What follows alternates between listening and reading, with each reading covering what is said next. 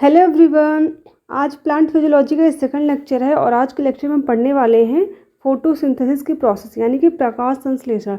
और इससे पहले जो फर्स्ट लेक्चर था उसमें हम लोगों ने बात की थी ट्रांसपायरेशन के बारे में। अगर आपने ट्रांसपायरेशन वाली वीडियो नहीं देखनी, अगर आप देखना चाहते हो उस क्लास को, तो मैंने डिस्क्रिप्शन में लिंक दे दी है, आप जा करके देख सकते हैं। ठीक है, अगर आपने देख ली तो कोई बात नहीं। चलिए स्टार्ट करते हैं आज की क्लास। देखिए क्या होता है प्रकाश संश्लेषण। ये सबने शुरू से बचपन से पढ़ रखा होगा। प्रकाश संश्लेषण क्या होता है? प्रकाश संश्लेषण ऐसी प्रक्रिया होती है जिसमें पौधे क्या करते हैं, अपना भोजन बनाते हैं। ठीक है, ये चीज़ ध्यान रखिएगा। हम लोगों ने अभी तक ये पढ़ा कि प्रकाश संश्लेषण में पौधे क्या करते हैं, भोजन बनाते हैं, बट हमें ये चीज़ एक्चुअल में नहीं पता होता है कि ये प्रक्रिया कैसे चलती है। तो आज हम उसी के बारे में डिटेल में पढ़ने वाले हैं पूरा। ठीक है, तो देखिए क्या होता है। सबसे पहले तो हम बात करेंगे कि पौधों में क्या क्या जरूरत पड़ती है प्रकाश संश्लेषण के लिए। तो जल की जरूरत पड़ती है। जल के 12 मॉलिक्यूल होते हैं। CO2 की जरूरत पड़ती है यानी कार्बन डाइऑक्साइड, जिसके 6 मॉलिक्यूल होते हैं। ये रिएक्शन करते हैं किसकी प्रेजेंस में, सनलाइट की यानी कि सूर्य के प्रकाश में ये क्या करते हैं, रिएक्शन करते हैं। और क्लोरोफिल की प्रेजेंस में। ठीक है, अगर क्लोरोफिल नहीं प्रेजेंस होगा तो वो पौधे क्या करेंगे, प्रकाश संश्लेषण की क्रिया नहीं कर सकते। क्लोरोफिल कहाँ पाया जाता है? क्लोरोफिल पाया जाता है प्लांट्स के लीफ में, जो पत्तियाँ जो होती हैं पत्तियों के अंदर पाया जाता है। ठीक है, फिर क्या होता है, ये बनाते क्या रिएक्शन के बाद, ये बनाते हैं ग्लूकोज C6H12O6, ये होता है ग्लूकोज। ठीक है, और ग्लूकोज बनाने के बाद ये किसके फॉर्म में स्टोर करते हैं, स्टार्च के फॉर्म में। ठीक है, और क्या बनाते हैं, 6 मॉलिक्यूल ऑफ ऑक्सीजन।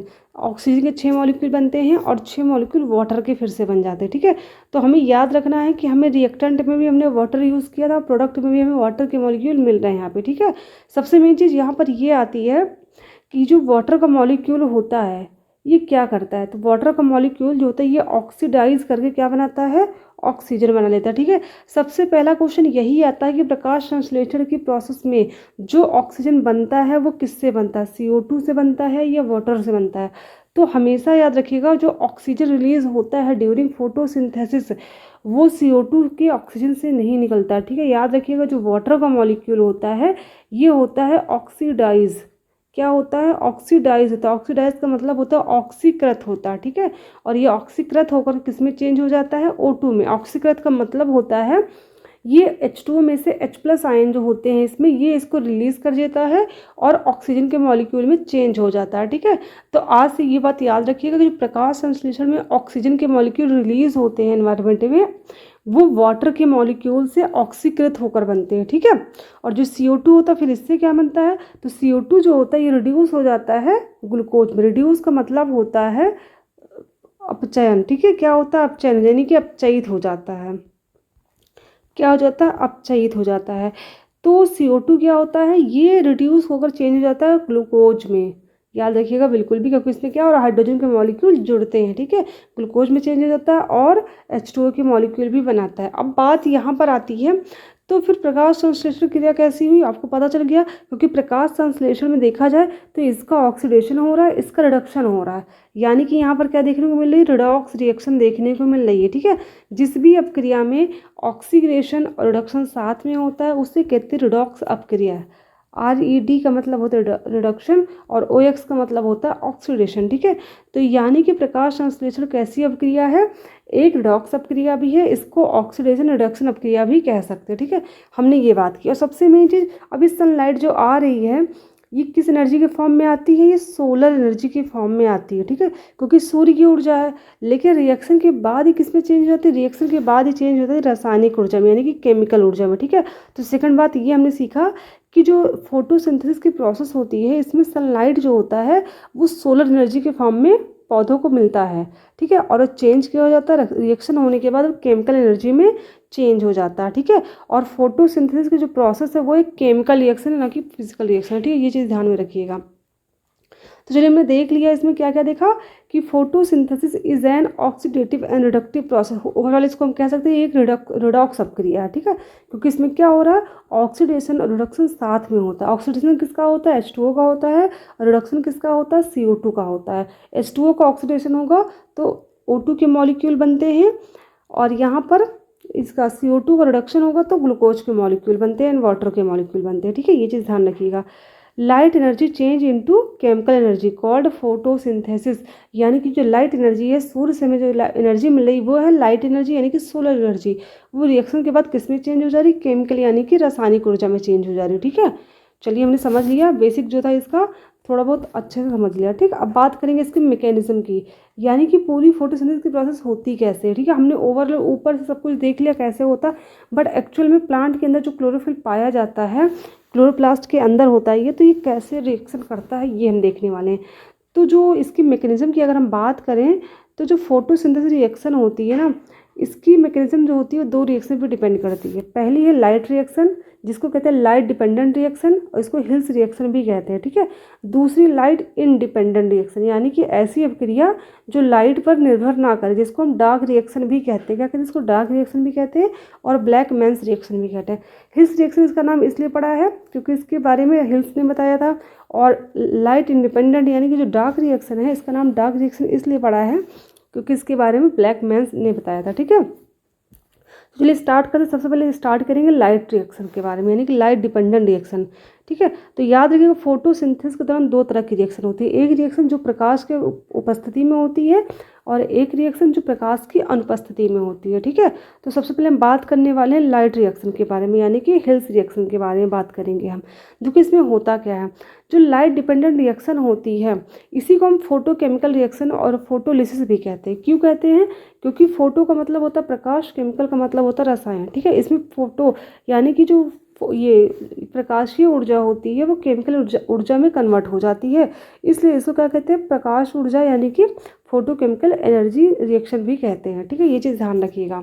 और सबसे मेन चीज़, ये लाइट की एब्सेंस में रिएक्शन हो ही नहीं सकती, इसके लिए सूर्य का प्रकाश होना बहुत ज़रूरी है। अब जब सूर्य का प्रकाश उपस्थित है तब ये रिएक्शन होगी, तो जाहिर सी बात रिएक्शन की रेट कैसी होगी? बहुत तेज होगी। ठीक, तो light reaction takes place at faster rate than darker reaction because this reaction is occur only in the presence of sunlight. तो जो लाइट रिएक्शन होती है यानी कि जो हिल्स रिएक्शन होती है उसकी जो रेट होती है कंपेयर टू ब्लैकमैन रिएक्शन से बहुत ज़्यादा होती है, क्योंकि ब्लैकमैन रिएक्शन जो होती है वो लाइट की एब्सेंस में हो रही है, उसको सोलर एनर्जी तो मिल नहीं रही है, इस वजह से ये रिएक्शन कैसी होती है? ये स्लो होती है। प्रश्न ये भी मिल सकता है ये स्लो होती है, कैसी होती है? फास्ट होती है। ठीक है, तो लाइट डिपेंडेंट रिएक्शन यानी कि हिल्स रिएक्शन फास्ट होती है, लेकिन लाइट इंडिपेंडेंट यानी कि डार्क रिएक्शन जो होती है, ब्लैकमैन रिएक्शन जो होती है वो स्लो होती है।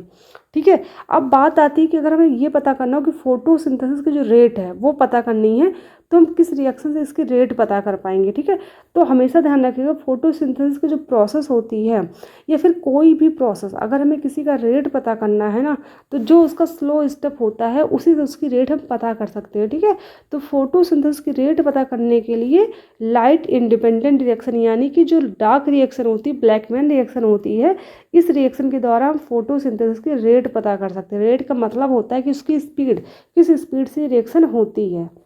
ठीक है, चलिए नेक्स्ट पॉइंट देखते हैं। During light dependent reaction light energy gets converted into chemical energy and store in the form of ATP and NADP plus H.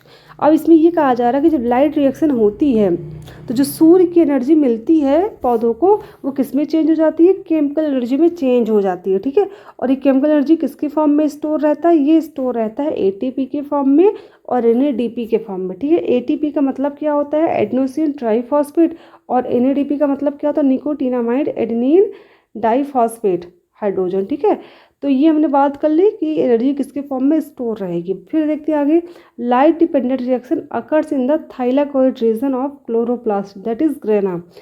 अब ये लाइट डिपेंडेंट रिएक्शन जो होती है यानी कि जो लाइट रिएक्शन होती है वो कहाँ होती है? ये होती है क्लोरोप्लास्ट के ग्रेना में।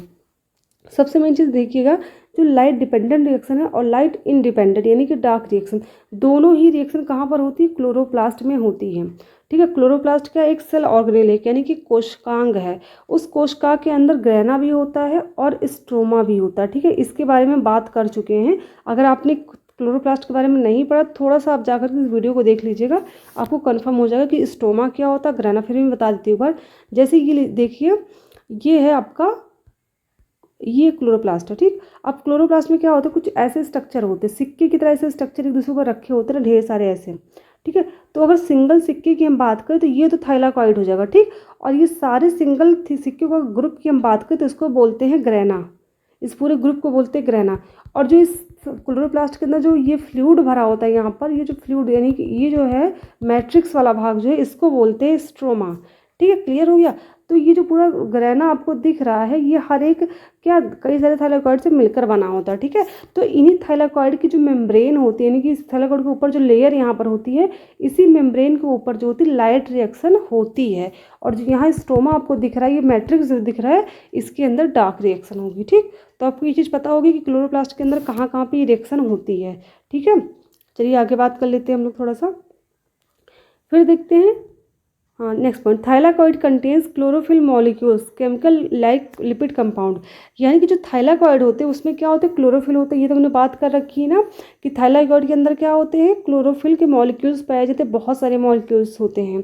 और ये क्लोरोफिल मॉलिक्यूल होता क्या है, तो क्लोरोफिल मॉलिक्यूल जो है केमिकल कंपाउंड है और उसका नेचर कैसा होता है, लिपिड नेचर का होता है, ठीक है। अगर हम बात करें इसके फॉर्मूले की तो इसका फॉर्मूला क्या होता है, C55H72O5N4Mg, ये क्लोरोफिल ए का फॉर्मूला होता है, ठीक है।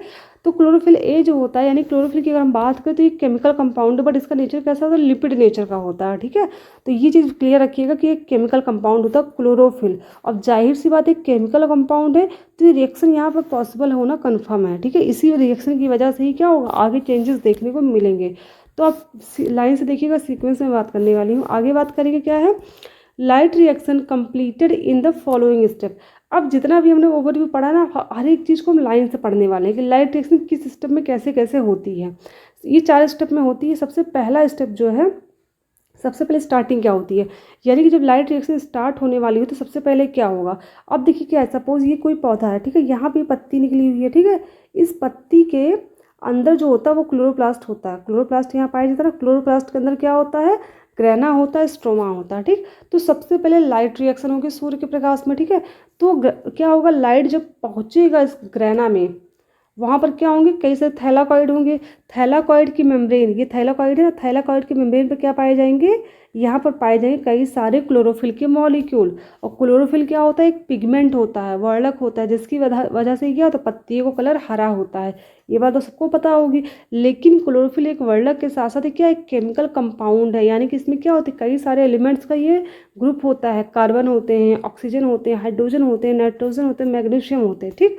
तो जाहिर सी बात है जब इस क्लोरोफिल पर लाइट पड़ेगी, यानी कि सूर्य का प्रकाश पड़ेगा, और सूर्य का प्रकाश क्या है, एक ऊर्जा है, ठीक। अब इसको जब ऊर्जा मिलेगी तो ये क्या करेगा, अगर अभी आप हैं, आपको एक थप्पड़ खींच के मारे तो क्या करेगा, वो जो इंसान को थप्पड़ मार रहा है खींच के, वो क्या कर रहा है, आपको आपकी अपनी एक्स्ट्रा एनर्जी दे दे रहा। और वो एनर्जी जब आपको एक्स्ट्रा मिल जाएगी तो आप क्या करेंगे, आपको गुस्सा आएगी ना। क्यों गुस्सा आएगी, क्योंकि जो आपको एक्स्ट्रा एनर्जी मिली है आप उसको क्या करना चाहेंगे, निकालना चाहेंगे या रिलीज़ करना चाहेंगे, ठीक है। तो वही चीज़ यहाँ पर भी होने वाली। इस क्लोरोफिल को जब एनर्जी मिलेगी ना तो ये क्या करेगा, एक्साइट हो जाएगा, ठीक है। एक्साइट का मतलब होता है उत्तेजित हो जाएगा, और उत्तेजित होकर क्या करेगा, इलेक्ट्रॉन का लॉस करेगा, यानी कि इलेक्ट्रॉन लूज करना स्टार्ट कर देगा ये, ठीक है। ये चीज़ ध्यान रखिएगा। तो सबसे पहले स्टेप में क्या होता है, absorption of light energy and excitement of chlorophyll pigment molecule. जैसे लाइट एनर्जी क्लोरोफिल पिगमेंट पर पड़ती है वो क्या हो जाएगा, एक्साइटमेंट, यानी कि उत्तेजित हो जाएगा मॉलिक्यूल, ठीक है। Chlorophyll pigment absorb fixed wavelength of light. अब जो लाइट एनर्जी आती है वो वाइट लाइट होती है, 7 कलर की होती है ना। अब इस 7 कलर की जो लाइट होती है, सब हर एक कलर की वेवलेंथ अलग होती है। वेवलेंथ का मतलब आपको पता ही होगा, अगर आपने फिजिक्स थोड़ी बहुत पढ़ रखी है, क्या तो तरंग दैर्घ्य होती है। हर एक लाइट की अलग अलग तरंग दैर्घ्य होती है, ठीक है। ये चीज़ ध्यान रखें। सबसे ज़्यादा वेवलेंथ किसकी होती है, सबसे ज़्यादा वेवलेंथ होती है रेड की, और सबसे कम जो होती है वॉयलेट की होती है, ठीक है। यानी कि पर्पल कलर की सबसे कम होती है, याद रखिएगा ये चीज़, ठीक। अब देखिए क्या होगा, हर कलर की वेवलेंथ अलग होती है, ये चीज़ तो पता होगा आपको। तो जो क्लोरोफिल होता है वो फिक्स वेवलेंथ वाली लाइट को ही अब्जॉर्ब करता है, यानी कि सारे कलर्स की लाइट को अब्जॉर्ब नहीं करेगा, कुछ ही फिक्स लाइट को, पिगमेंट को क्या करेगा, एब्जॉर्ब करता है, ठीक है। फिलहाल एक चीज़ ध्यान रखिए, क्लोरोफिल ए और क्लोरोफिल बी, इसमें कौन कौन से पिगमेंट होते हैं, क्लोरोफिल ए भी होता है और क्लोरोफिल बी भी होता है, ठीक है। ये चीज़ ध्यान रखिएगा। और इसमें जेंथोफिल भी पाया जाता है, क्या होता है, जेंथोफिल भी पाया जाता है, और कैरोटीन भी पाया जाता है, ठीक है। तो अगर हम बात करें ग्रैनम की तो यहाँ पर 4 पिगमेंट होते हैं। एक तो क्लोरोफिल ए होता है, एक क्लोरोफिल बी होता है, एक कैरोटीनॉइड या कैरोटीन होता है, और जेंथोफिल भी होते हैं, ठीक है। क्लोरोफिल ए जो होता है ये क्या करता है, मैं कलर की अगर बात करूँ तो आपको 7 कलर पता होगा। विवग्योर होता है ना, ऐसे होता है विवग्योर, ठीक है। तो अगर हम बात करें ब्लू और ग्रीन, ये जो होता है क्लोरोफिल ए होता है, ठीक है। क्लोरोफिल ए जो होता है ये लाइट ब्लू और ग्रीन वाली लाइट को एब्जॉर्ब करता है, और ग्रीन येलो को कौन एब्जॉर्ब करता है, ग्रीन येलो को एब्जॉर्ब करता है क्लोरोफिल बी, और येलो ऑरेंज को करता है कैरोटीन, और ऑरेंज रेड को करता है ये क्या बोलते हैं नीचे जो लास्ट में, हाँ ज़ैंथोफिल, ठीक है। तो याद रखिए इन्हीं लाइट्स की जो वेवलेंथ आती हैं, तो सबको पता है वो सबसे ज़्यादा वेवलेंथ किसकी होती है, रेड की होती है, ठीक है। बाकी सबसे कम किसकी होती है, वॉयलेट की होती है। तो हर एक लाइट की अपनी अपनी फिक्स वेवलेंथ होती है, और उसी तरह क्लोरोफिल जो होते हैं वो एक फिक्स वेवलेंथ की लाइट को ही ऑब्जॉर्व कर सकते हैं, ठीक है। तो क्लोरोफिल ए जो होता है वो सबसे ज़्यादा हाई वेवलेंथ की लाइट को ऑब्जॉर्व करता है, क्लोरोफिल ए, ठीक है। यही रीज़न होता है कि किसी भी रिएक्शन का जो रिएक्शन सेंटर होता है वो क्लोरोफिल ए होता है हमेशा, ठीक है। यही बस रीजन है। याद रखिए क्लोरोफिल बी जो होता है ये किसी का भी रिएक्शन सेंटर नहीं होता है, ठीक है। और ज़ैंथोफिल का जो होता है उसका वेवलेंथ और कम होता है, और कैरोटीन का जो होता है उसका वेवलेंथ उससे भी कम होता है, ठीक है। तो ऐसे कुछ वेवलेंथ होते हैं। तो इन्होंने क्या कर लिया है, वेवलेंथ की लाइट को एब्जॉर्ब कर लेते हैं, और इलेक्ट्रॉन इस क्लोरोफिल के अंदर जो इलेक्ट्रॉन होते हैं क्योंकि केमिकल कंपाउंड है, तो क्या करेगा, एक्साइट होकर के इलेक्ट्रॉन क्या करेगा, इलेक्ट्रॉन रिलीज करेगा, and convert light energy into chemical energy, और क्या करेगा, लाइट एनर्जी को कन्वर्ट कर देगा केमिकल एनर्जी के फॉर्म में, ठीक है। तो पहले स्टेप में क्या हुआ, पहले स्टेप में सिर्फ और सिर्फ क्लोरोफिल ने क्या किया है, एनर्जी ऑब्जॉर्व की है, और एक्साइट होकर क्या कर दिया है, इलेक्ट्रॉन को रिलीज कर दिया है, बस और कुछ नहीं हुआ। अभी फर्स्ट स्टेप में बस इतना ही हुआ है, ठीक है। अब बात करेंगे हम सेकंड स्टेप की, सेकंड स्टेप में क्या हो रहा है। तो अगर हम सेकंड स्टेप की बात करें तो यहाँ पर हो रहा है फोटोलिसिस ऑफ वाटर। देखो फोटोलिसिस ऑफ वाटर का मतलब यहाँ पर होता है कि वाटर का ब्रेक डाउन हो रहा है, ठीक है। किसकी प्रेजेंस में, सनलाइट की प्रेजेंस में हो रहा है। क्या होता है, energy absorb by chlorophyll used in the break down of water into its component. अब जो क्लोरोफिल ने लाइट ऑब्जॉर्व की थी, क्लोरोफिल ने क्या किया, इलेक्ट्रॉन एक्साइट किया, और वाटर के जो कंपोनेंट थे उसको क्या करते, ब्रेक डाउन कर दिया उनके आयंस में। वाटर के जो मॉलिक्यूल्स होते हैं वो उसका फॉर्मूला क्या होता है, H2O होता है। अब क्या होगा, जब इसकी एनर्जी यानी कि जो इलेक्ट्रॉन क्लोरोफिल है, क्लोरोफिल ने क्या किया, इलेक्ट्रॉन रिलीज कर दिया। ये इलेक्ट्रॉन क्या करेगा, आएगा और H2O के मॉलिक्यूल को ब्रेक डाउन करने में हेल्प करेगा, यानी कि इसको एनर्जी मिलेगी, वाटर को भी। अब जब इसको एनर्जी मिलेगी वाटर को, क्या होगा, ये भी ब्रेक डाउन हो जाएगा। किस में ब्रेक डाउन होगा, H+ और OH-, क्योंकि इन्हीं दोनों आयन से मिलकर वाटर का मॉलिक्यूल बना होता है, ये अपने आयन में टूट जाएगा, ठीक है। और इसी रिएक्शन को बोलते हैं फोटोलिसिस ऑफ वाटर, ठीक है। अब ये क्या होगा, अब ये दो आयन जब टूट जाएगा तो यहाँ पर जो वाटर का मॉलिक्यूल होगा वो क्या हो जाएगा, ऑक्सीडाइज हो जाएगा, ठीक है। और क्या करेगा, ये देखिए ऑक्सीडाइज हो जाएगा, किसकी प्रेजेंस में, फोटोलिसिस रिएक्शन के दौरान हो रहा। और मैग्नीज की, याद रखिएगा जो फोटोलिसिस की प्रोसेस होती है, यानी कि वाटर का जो फोटोलिसिस होता है वो मैग्नीज आयन के प्रेजेंस में होता है। तो आपने ये पढ़ा होगा ना कि मैग्नीज जो होता है फोटोसिंथेसिस में हेल्प करता है, कैसे करता है आपको यहाँ पर दिख गया होगा, ठीक है। तो फोटोलिसिस में क्या कर रहा है, मैग्नीज हेल्प करता है। तो वाटर के जो मॉलिक्यूल होते हैं क्या हो जाएंगे, ये हो जाएंगे ऑक्सीडाइज। ऑक्सीडाइज का मतलब है यहाँ से H+ आयन निकल जाएगा और क्या बन जाएगा, O2 का मॉलिक्यूल बन जाता है, ठीक है। तो ये चीज़ तो हमने देख ली कि वाटर से ऑक्सीजन का ऑक्सीडेशन कैसे होता है, ऐसे होता है, ठीक है। और यहाँ पर कितने इलेक्ट्रॉन निकल चुके हैं, 4 नंबर ऑफ इलेक्ट्रॉन निकलते हैं यहाँ पर, ठीक। चलिए सेकंड स्टेप देख लिया हमने, अब थर्ड स्टेप की बात करेंगे। थर्ड स्टेप में क्या होता है, formation of NADP and H+, ये बनेगा।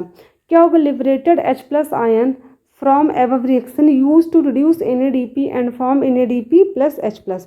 अब देखिए ऊपर की जो रिएक्शन थी यहाँ पर क्या रिलीज हुआ था, यहाँ O2 तो ऑक्सीजन गैस के फॉर्म में रिलीज हो जाएगा, बट बचेगा क्या, H+ आयन। अब इस H+ आयन का यूज़ क्या होगा, ये क्या करेगा, NADP को, यानी कि निकोटीनामाइड एडेनिन डाइन्यूक्लियोटाइड जो फॉस्फेट होता है, इसको क्या कर देगा, इसको रिड्यूस कर देगा किसके फॉर्म में, NADPH। रिड्यूस का मतलब होता है H+ आयन का जुड़ जाना। यहाँ पर क्या हो जाएगा, H+ आयन आके जुड़ जाएगा और क्या हो जाएगा, NADP किस में चल जाएगा, NADPH में, ठीक है। तो यहाँ पर 2 NADP के मॉलिक्यूल होते हैं, तो जाहिर सी बात अगर 2 मॉलिक्यूल NADP के हैं तो सिर्फ यहाँ से 2 ही H के आयन इससे आकर जुड़ेंगे, बाकी 2 कहाँ हो जाएंगे, H+ के फॉर्म में ही बचे रहेंगे, ठीक है।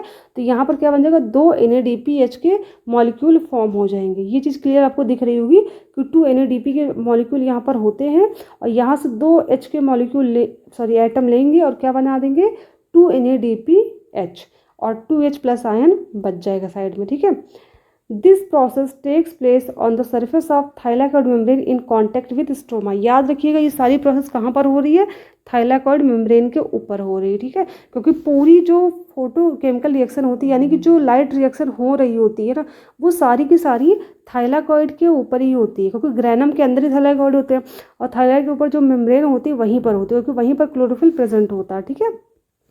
चलिए आगे देखते हैं। टू मॉलिक्यूल ऑफ NADPH यानी कि इसका फुल फॉर्म क्या है, nicotinamide adenine dinucleotide phosphate are reduced electron carrier and used in the reduction of one molecule of CO2। अब यहाँ पर जो दो मॉलिक्यूल NADPH के बने हैं ना, उसका आगे क्या यूज़ होगा, इसका आगे यूज़ होगा CO2 के रिडक्शन में, ठीक है। बट CO2 का रिडक्शन जो होता है वो लाइट रिएक्शन के दौरान नहीं होता, ये चीज़ ध्यान रखिएगा।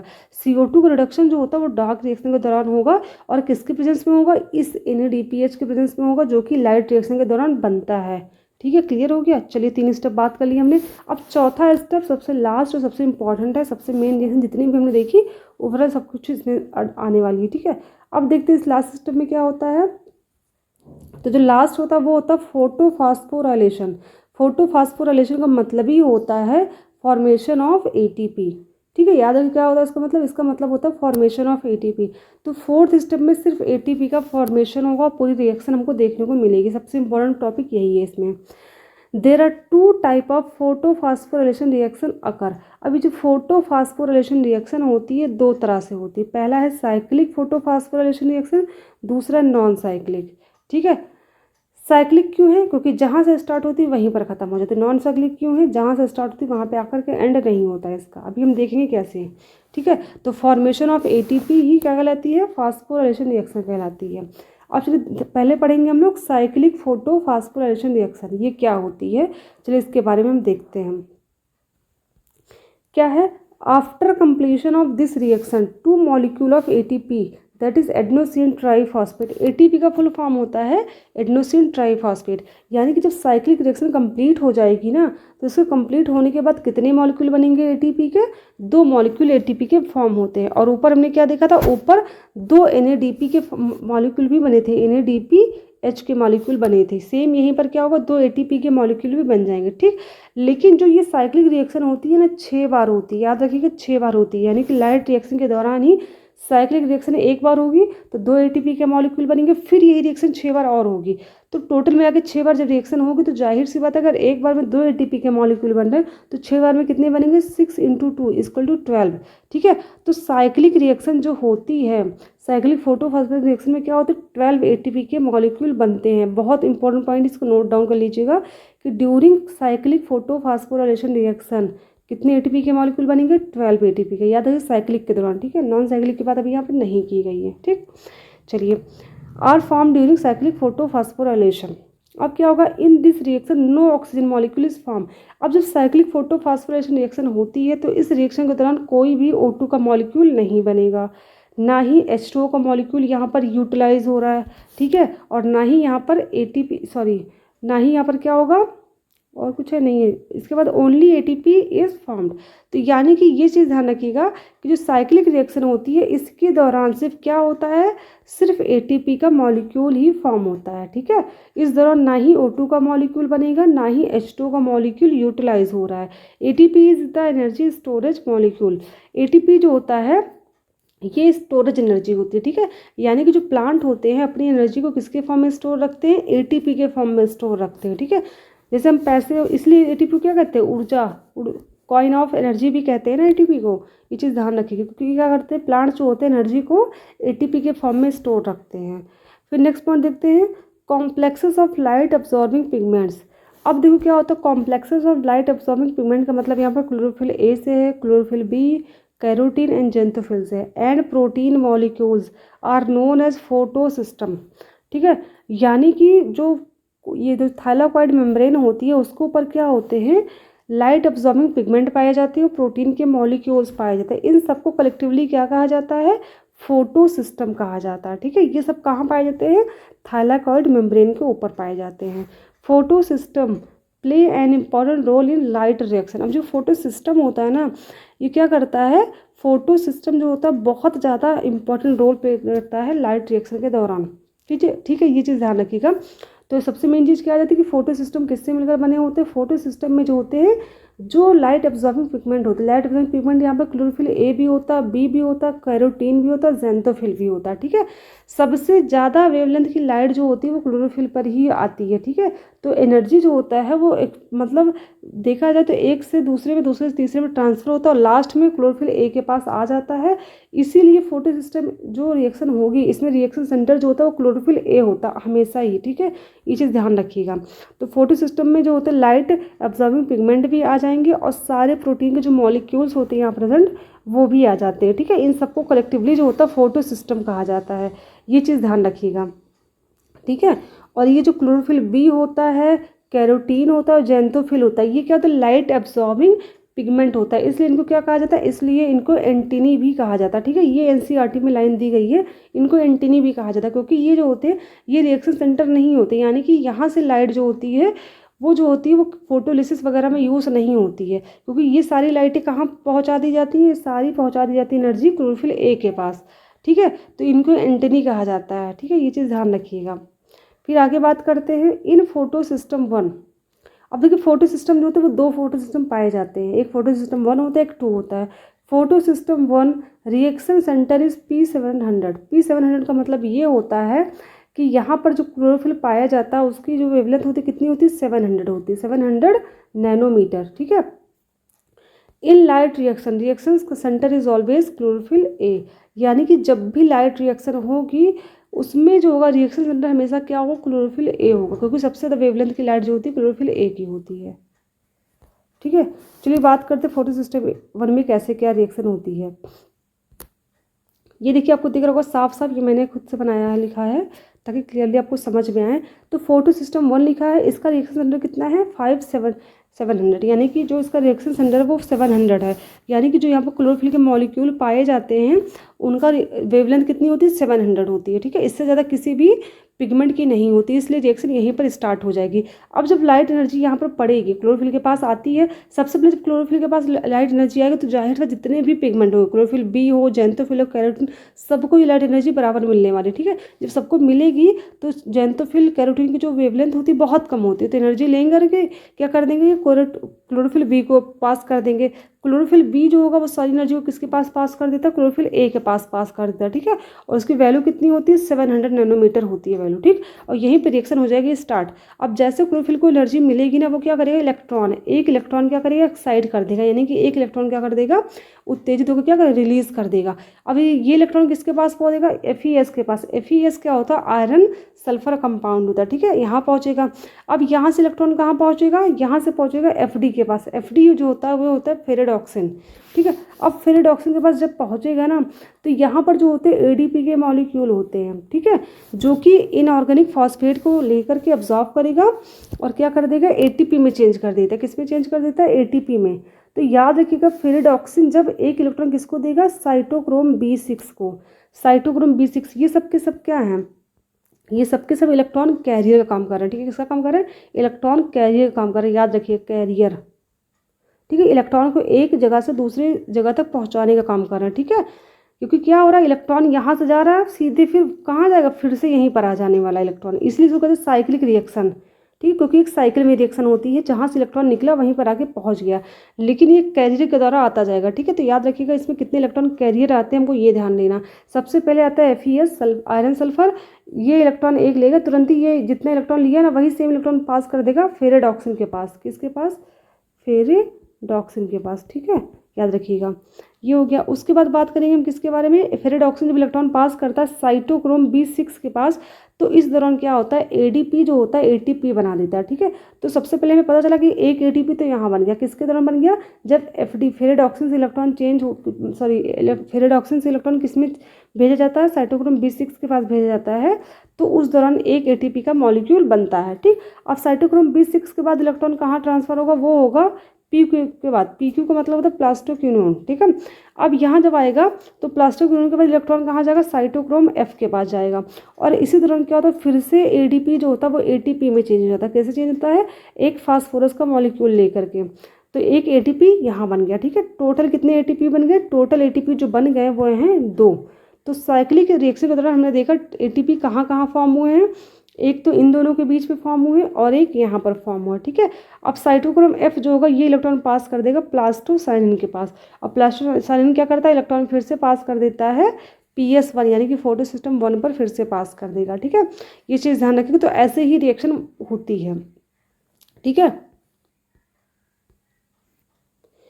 तो इस रिएक्शन में देखा कि फोटो सिस्टम 1 वाली रिएक्शन जो होती है साइक्लिक रिएक्शन में, इस दौरान कोई भी न वाटर का इन्वॉल्वमेंट है, यानी कि जो वाटर के मॉलिक्यूल आयनाइज हुए हैं, ना ही CO2 आयनाइज, कुछ भी नहीं हुआ। इस पूरी प्रोसेस में सिर्फ इलेक्ट्रॉन जो होता है वो एक जगह से दूसरी जगह होता हुआ फिर से जहाँ से निकला था इलेक्ट्रॉन वहीं पर आके पहुँच गया। और इस दौरान सिर्फ और सिर्फ हमको क्या मिले हैं, ATP के मॉलिक्यूल, एक यहाँ मिला एक यहाँ, टोटल हमको सिर्फ 2 ATP के मॉलिक्यूल ही मिलते हैं ड्यूरिंग साइक्लिक रिएक्शन, ठीक है। तो साइक्लिक रिएक्शन में सिर्फ 2 ATP के मॉलिक्यूल बनते हैं, इसके अलावा कुछ भी नहीं होता यहाँ पर, ठीक है। ये चीज़ ध्यान रखिएगा। अब देखिए इसमें जो शॉर्टकट है, मैं इसका फुल फॉर्म यहाँ पे नीचे मैंने लिख दिया है, फिलहाल मैंने ऊपर बताया था फिर भी मैंने यहाँ पर भी लिख दिया है ताकि आपको कोई दिक्कत ना हो। FeS क्या होता है, आयरन सल्फर कॉम्प्लेक्स होता है जिसको प्राइमरी कैरियर कहते हैं। प्राइमरी कैरियर इसलिए कहते हैं कि जो P7 यानी कि जो रिएक्शन सेंटर होता है वहाँ से सबसे पहले इलेक्ट्रॉन कहाँ जाता है, FeS के पास जाता है, ठीक है। तो इसी वजह से इसको प्राइमरी कैरियर कहा गया क्योंकि सबसे पहले इलेक्ट्रॉन यही गेन कर रहा है। फिर FD का फुल फॉर्म है फेरेडॉक्सिन। STY का मतलब क्या होता है, साइटोक्रोम, सॉरी यहाँ पर STY नहीं होगा, यहाँ पर SYT होगा, ठीक है। और PQ का मतलब क्या है, प्लास्टोक्यूनोन, और PC का मतलब प्लास्टोसाइनिन है, ठीक है। यहाँ मैंने फुल फॉर्म लिख दिया, आप दे करके बाद में मेंशन कर सकते हैं। चलिए साइक्लिक रिएक्शन कंप्लीट हो गई। अब बात करेंगे नॉन साइक्लिक रिएक्शन की। अब देखेंगे नॉन साइक्लिक रिएक्शन क्या होती है। तो देखिए इसको नॉन साइक्लिक रिएक्शन इसलिए कहा गया ना क्योंकि जहाँ से रिएक्शन कंप्लीट स्टार्ट होती है ना वहीं पर आकर के फिर से नहीं रुकती है। इस रिएक्शन में फोटो सिस्टम 1 भी होगा, फोटो सिस्टम 2 भी होने वाला है, ठीक है। यानी कि यहाँ पर 2 रिएक्शन सेंटर अलग अलग रहेंगे। फोटो सिस्टम 1 का जो रिएक्शन सेंटर होगा वो वही रहेगा, सेम P700 ही होगा, यानी क्लोरोफिल A का जो वेवलेंथ होगा वो 700 ही होगा। बट जो फोटो सिस्टम 2 होगा उसका जो रिएक्शन सेंटर होता है वो कितना होता है, P680 यानी कि 680 होगा। अब इन दोनों में सबसे कम वैल्यू किसकी है, कम वैल्यू है PS सेकंड की, तो फोटो सिस्टम सेकंड की वैल्यू कम है। तो याद रखिएगा जो लाइट होती है उसकी जो वेवलेंथ होती है वो कम से ज़्यादा की तरफ ही मूव करता है, ठीक है। क्योंकि जितनी कम वेवलेंथ होगी उतनी ज़्यादा उसकी एनर्जी होगी। तो यहाँ पर अगर एनर्जी की बात करें तो फोटो सिस्टम सेकंड की जो एनर्जी वो ज़्यादा है लेकिन वेवलेंथ क्या है इसकी कम है, और फोटो सिस्टम 1 की वेवलेंथ ज़्यादा लेकिन इसकी एनर्जी कम है। तो क्या होगा, इलेक्ट्रॉन जो मूव करेंगे वो PS2 यानी कि फोटो सिस्टम 2 से मूव करना स्टार्ट करेंगे फोटो सिस्टम 1 की तरफ, ठीक है। और रिएक्शन कहाँ से यानी कि स्टार्ट हो, रिएक्शन स्टार्ट हो रहा है PS2 से, यानी कि फोटो सिस्टम 2 से रिएक्शन स्टार्ट हो रहा है। देखो रिएक्शन स्टार्ट्स फ्रॉम PS2 यानी कि फोटो सिस्टम 2। अब इस डायग्राम में देखिएगा पूरा क्लियर आपको एक एक चीज़ समझ में आ जाएगा, क्या इसमें दिया हर एक चीज़ आप क्लियर हो जाएगा। बस ध्यान से इस चीज़ को देखिएगा। इसको थोड़ा ऊपर कर दूँ मैं, हाँ ठीक है। चलिए स्टार्ट करते हैं रिएक्शन को। अब ये क्या है, ये क्लोरोफिल का मॉलिक्यूल आपको दिख रहे होंगे, कई सारे मॉलिक्यूल हैं। क्लोरोफिल A भी है, B भी है, कैरोटीन है, जेंथोफिल, सारे पिगमेंट यहाँ मौजूद हैं, ठीक है। कहाँ मौजूद है, थाइलाकॉइड मेम्ब्रेन के ऊपर सारे पिगमेंट मौजूद हैं। जैसे ही सूर्य का प्रकाश यहाँ आएगा, क्योंकि सूर्य का प्रकाश जो तो फोटोन के फॉर्म में आता है ना, फोटोन के फॉर्म में जैसे ही प्रकाश आएगा सारे पिगमेंट क्या करेंगे, इस लाइट को एब्जॉर्ब करेंगे। हर एक पिगमेंट ने अपनी अपनी वेवलेंथ की लाइट को एब्जॉर्ब कर ली है। सबसे कम वेवलेंथ की जितनी भी लाइटें होंगी वो लाइन से एक दूसरे को पास करते हुए कहाँ पहुँचा देंगी, क्लोरोफिल A के पास, क्योंकि क्लोरोफिल A जो होती है उसकी वेवलेंथ सबसे ज़्यादा होती है, ठीक है। यहाँ पर जो क्लोरोफिल A लिया गया वो 680 पर लिया गया, ठीक है, यानी कि 680 की वेवलेंथ पे लिया गया है। यहाँ पर 680 पे क्या हो जाएगी, रिएक्शन सेंटर स्टार्ट, यानी कि रिएक्शन सेंटर क्या है इसका, रिएक्शन सेंटर है 680, क्योंकि जो क्लोरोफिल A है उसका वेवलेंथ कितना 680 है। इससे ज़्यादा वेवलेंथ किसी भी पिगमेंट का यहाँ पर नहीं मौजूद है, ठीक। अब ये स्टार्ट हुआ। अब यहाँ पे जैसे ही इसको मतलब एनर्जी मिलेगी 680 की, तुरंत ही ये एक्साइट होगा और क्या करेगा, इलेक्ट्रॉन रिलीज करेगा। ये कितने इलेक्ट्रॉन रिलीज करता है, 4 इलेक्ट्रॉन रिलीज करता है।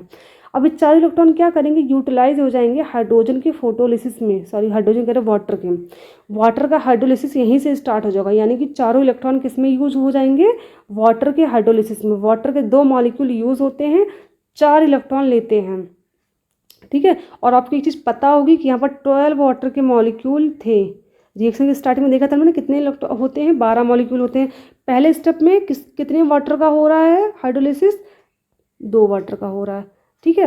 तो 4 इलेक्ट्रॉन इसको मिलेंगे, ये हाइड्रोलिसिस हो जाएगा, 4H+ आयन बनाएगा और O2 का जो होगा वो रिलीज़ कर देगा, ऑक्सीजन यहाँ पर क्या कर देगा, रिलीज़ कर देगा। अब ये जो O2 रिलीज़ यहाँ पर होता है ना, इसका कुछ यूज़ तो प्लांट कर लेते हैं, रेस्पिरेशन के दौरान यूज़ कर लेते हैं, और बाकी सब क्या कर देते हैं, बाकी सब एनवायरनमेंट में रिलीज़ कर देते हैं, जिसका यूज़ हम लोग करते हैं सांस लेने के लिए। ठीक है, तो सबसे पहले हमने क्या देखा कि फोटो सिस्टम 2 से रिएक्शन जो होती है वो नॉन साइक्लिक रिएक्शन स्टार्ट होती है, और स्टार्टिंग में क्या होता है, जो क्लोरोफिल होते हैं वो इलेक्ट्रॉन रिलीज़ करते हैं, कितने 4 इलेक्ट्रॉन रिलीज़ करते हैं फोटो के, मतलब ये सोलर एनर्जी लेने के बाद, क्योंकि सोलर एनर्जी उनको मिली है तो वो क्या करेंगे, एक्साइट हो जाएंगे, और एक्साइट होते 4 इलेक्ट्रॉन रिलीज़ करते हैं। 4 इलेक्ट्रॉन कौन यूज़ कर लेगा, वाटर के मॉलिक्यूल यूज़ कर लेगा अपने आप को आयनाइज करने में, और जैसे आयनाइज होगा O2 के मॉलिक्यूल बना देगा और H+ बना देगा। ठीक है, यानी कि यहाँ पर वाटर का क्या हो गया, ऑक्सीडेशन हो गया, वाटर क्या हो गया, ऑक्सीडाइज हो गया इलेक्ट्रॉन लेते ही।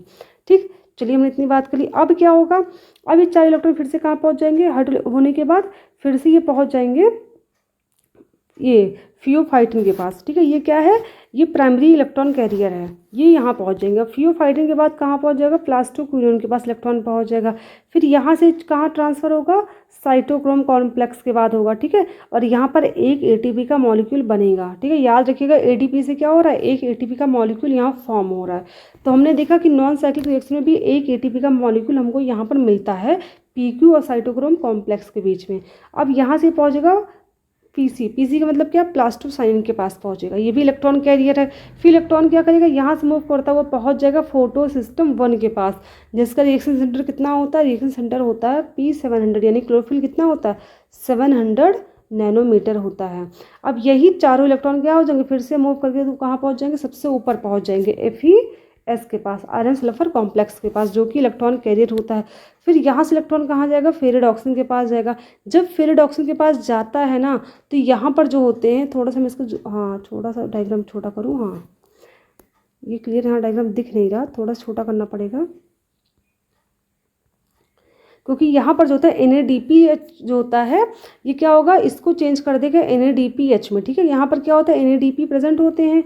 ठीक है, और यहाँ से क्या हो जाएगा, ये चेंज हो जाएगा NADPH में चेंज हो जाएगा। कैसे चेंज होता है, यहाँ पर जो 4H+ आयन थे, ये आयन क्या करेंगे, NADP को क्या कर देंगे, इसको कर देंगे रिड्यूस, यानी कि इसके साथ कर लेंगे रिएक्शन, और 2 NADP के मॉलिक्यूल होते हैं तो 2 NADPH बन जाएगा, और बाकी 2 H+ जो आयन बचे हैं वो वैसे के वैसे 2H+ आयन के फॉर्म में यहाँ मिल जाएंगे हमें। ठीक है, तो लास्ट में हमने क्या देखा कि इसकी रिएक्शन में स्टार्टिंग में अपने यहाँ पर ATP का फॉर्मेशन होता है, PS1 और PS2 के बीच में यहाँ पर ATP बनता है, और PS1 कंप्लीट होते होते हमें 2 NADPH के मॉलिक्यूल भी मिल जाते हैं। ठीक है, तो टोटल रिएक्शन अगर देखें नॉन साइक्लिक की, तो नॉन साइक्लिक के दौरान क्या हुआ, वाटर का फोटोलिसिस हुआ, जिससे O2 भी रिलीज हुआ है, और साथ ही साथ यहाँ पर एक ATP का मॉलिक्यूल बना है और 2 क्या बने, NADPH के मॉलिक्यूल बने। ठीक है, अब देखो हमने स्टार्टिंग में देखा था कि 12H2O के मॉलिक्यूल थे। जैसे साइक्लिक रिएक्शन 6 बार होती है, वैसे ही नॉन साइक्लिक रिएक्शन में कितनी बार होगी, 6 बार होगी। ठीक है, अब आप देखो एक बार में जब 2 वाटर के मॉलिक्यूल हुए हैं, तो 2 बार में 6 बार में कितने होंगे, 12 वाटर के मॉलिक्यूल। हमने स्टार्टिंग में रिएक्शन में देखा था कि 12 वाटर के मॉलिक्यूल यूज़ होते हैं ना फोटोसिंथेसिस में, तो ऐसे ही यूज़ होते हैं। ठीक है, 6 बार हम करेंगे तो 12 वाटर के मॉलिक्यूल क्या हो जाएंगे, ऑक्सीडाइज होंगे, और ऐसे ही क्या बनेगा, एक बार में एक वाटर मतलब ऑक्सीजन निकला, तो 6 बार में कितने निकलेंगे, 6 बार में 6 O2 के मॉलिक्यूल रिलीज होंगे। हमने पीछे मतलब जब स्टार्टिंग में देखा था तो हमने यही रिएक्शन तो पढ़ी थी ना कि 12H2 किसमें चेंज होता, 6 O2 में चेंज होता। ठीक, अगर एक स्टेप में क्या हो रहा है, एक ATP बना तो 6 बार में कितना बनेगा, 6 ATP बनेगा। ठीक है, एक बार में 2 NADPH बन रहा है, तो 6 बार में कितना बनेगा, 12 NADPH बनेगा। ठीक, तो हमने ओवरऑल क्या देख लिया कि जब नॉन साइक्लिक रिएक्शन होती है तो 12H2 के मॉलिक्यूल क्या करते हैं, 6 ऑक्सीजन के मॉलिक्यूल को रिलीज करते हैं, 6 ATP बनता है और 12 NADPH का फॉर्मेशन होता है। ठीक, हमने अच्छे से पूरा जो फोटो सिस्टम 1 था, फोटो सिस्टम 2 दोनों अच्छे से समझ लिया। तो थोड़ी सी थ्योरी भी देख लेते हैं, आपका रिवीजन हो जाएगा जो भी हमने पढ़ा उसका। ड्यूरिंग दिस रिएक्शन का मतलब non cyclic reaction 1 ATP and 1 NADPH2 are form, यानी कि 1 NADP बनता है और 1 ATP बनता है, और क्या होता है 1 NADPH के मॉलिक्यूल का फॉर्मेशन होता है। This reaction is occur 6 time, ये रिएक्शन क्या होती है, 6 बार होती है। कितनी बार होती है, 6 बार होती है। So 6 ATP and 6 NADPH2 are formed. अच्छा इसको सही कर लीजिएगा, यहाँ पर गलत हो गया। देखो यहाँ पर 1 नहीं 2 होगा, क्योंकि ऊपर हमने रिएक्शन में देखा ना 2 ATP के, यानी कि 2 NADPH के मॉलिक्यूल बनते हैं। देखो साइक्लिक रिएक्शन के दौरान क्या होता है, 2 ATP बनते थे, यहाँ एक ही बनेगा। लेकिन NADP जो था इसके 2 मॉलिक्यूल बनते हैं। टोटल कितने बनेंगे, 12 बनेंगे, 6 नहीं होंगे। इसको आप लोग सही कर लीजिएगा प्लीज़। तो इन this reaction O2 is release because of hydrolysis of water, यानी कि इस रिएक्शन में क्या होता है, ऑक्सीजन के मॉलिक्यूल रिलीज होते हैं हाइड्रोलिसिस ऑफ वाटर के दौरान। ठीक है। Total ATP formed in light reaction, देखो ATP की जगह APT लिख दिया मैंने यहाँ पर। तो ATP मतलब लाइट रिएक्शन के दौरान कितने ATP बनते हैं, 12 बनते हैं साइक्लिक के दौरान, और 6 बनते हैं नॉन साइक्लिक के दौरान। ठीक है। यानी कि अगर टोटल ATP की हम बात करें कि लाइट रिएक्शन के दौरान कितने बने, लाइट रिएक्शन कितने स्टेप में होती है, 2 स्टेप में हुई ना, एक साइक्लिक में हुई है और एक नॉन साइक्लिक में। साइक्लिक के दौरान क्या हो रहे थे, 12 ATP बन रहे थे, क्योंकि हर एक स्टेप में 2 ATP बन रहे थे, 6 स्टेप में 12 बन गए। लेकिन नॉन साइक्लिक में सिर्फ हर स्टेप में एक ही ATP बन रहे थे, 6 स्टेप में कितने हो जाएंगे, 6 हो जाएंगे। तो टोटल कितने ATP बनते हैं, 18 बनते हैं। तो याद रखिएगा, पूरी जो लाइट रिएक्शन कंप्लीट हुई है, जो हमने पढ़ा हिल्स रिएक्शन, उस पूरी रिएक्शन के दौरान कितने बनते हैं, 18 ATP बनते हैं। 12 बनते हैं उसके साइक्लिक जो रिएक्शन होती है उसके दौरान, और 6 बनते हैं नॉन साइक्लिक रिएक्शन के दौरान। ठीक है। तो टोटल हमें 18 ATP मिलते हैं। इस तरह से क्वेश्चन आता है। लेकिन अगर हम बात करें NADPH की बात करें, तो इसके जो मॉलिक्यूल बनते हैं, इसके बनते हैं 12 मॉलिक्यूल, इसके भी बनते हैं। लेकिन ये जो 12 मॉलिक्यूल बनते हैं, ये साइक्लिक के दौरान एक भी नहीं बनते, सिर्फ किसके दौरान बनते हैं, ये नॉन साइक्लिक के दौरान ही बनते हैं। और इसका यूज़ क्या होने वाला है, इसका यूज़ होने वाला है रिडक्शन ऑफ CO2, यानी कि जब CO2 का रिडक्शन होगा तो NADPH का ही सबसे ज़्यादा यूज़ वहीं पर होगा। ठीक है। और ATP जो होता है ये स्टोरेज एनर्जी का काम करता है, यानी कि प्लांट्स में जब भी किसी चीज़ की जरूरत पड़ती है एनर्जी की, तो यही क्या होता है, ब्रेकडाउन होकर एनर्जी इसको प्रोवाइड करता है। यानी कि जो प्लांट्स में एनर्जी होती है वो ATP के फॉर्म में ही स्टोर होती है। ठीक है। तो हमने जो ये क्लास मतलब ये क्लास थी हमारा, इस क्लास में जितना भी मैंने पॉइंट पढ़ा था मैंने पढ़ा लिया है। अब बची है आपको डार्क रिएक्शन। डार्क रिएक्शन में वो नेक्स्ट वीडियो में बताऊंगी। आज मैंने लाइट रिएक्शन पूरी कंप्लीट कर ली है। अगर आपको कहीं भी किसी पॉइंट में डाउट है तो आप कमेंट सेक्शन में बता सकते हैं, मैं दोबारा समझा दूंगी। ठीक है। लेकिन प्लीज़ जो करेक्शन मैंने करवाया था आपको, ये यहाँ पर 12 NADPH और प्लस यहाँ पे 2 NADP, ये सही कर लीजिएगा आप। ठीक है। और अगर मतलब कुछ भी आप कोई नेक्स्ट टॉपिक आप पढ़ना चाहते हैं बायो का या केमिस्ट्री का, तो आप उसको भी कमेंट सेक्शन में जरूर बताइए। मैं उसको अपने अकॉर्डिंग अच्छे और आसान तरीके से पढ़ाने की पूरी कोशिश करूँगी। Thank you.